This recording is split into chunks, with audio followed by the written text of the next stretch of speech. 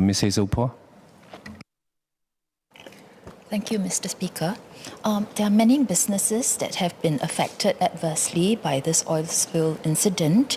I'm glad to hear from the Minister for Sustainability and Environment that rental assistance is currently being discussed. The businesses face, apart from rental costs, businesses face other costs as well. For example, wages for their employees.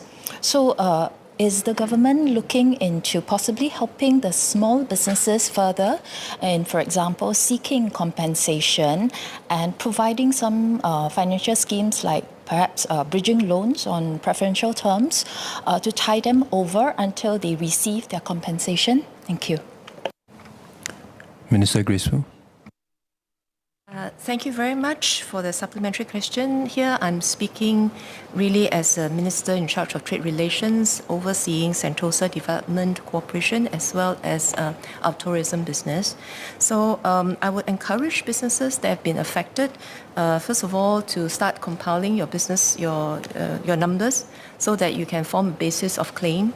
As I mentioned earlier in my speech, the person to contact, I think you can find it on public information. Those that have land agency, whether it's NParks or SDC, as your landlords, I'm sure they have already reached out to you. So if you belong to a category that's affected and yet doesn't have a very strong land-based business on the affected beaches, I would suggest that you get in touch with SDC or STB so that we can look at your cases individually. Different businesses are affected to a different extent. Some of the businesses are completely unable to operate because they were operating sea-based activities.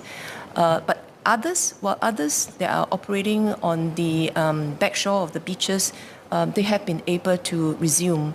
Some of them have very much resumed to pre-spill days. Some of them are not. So I think we cannot take a sort of standard approach or one standard solution for the businesses.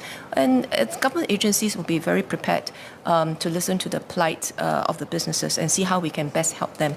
As Ms. Poa has mentioned herself, that actually there's always solution. There's always a option of making a claim. And we'll see how we can help the businesses to bridge that cash flow problem in the interim process.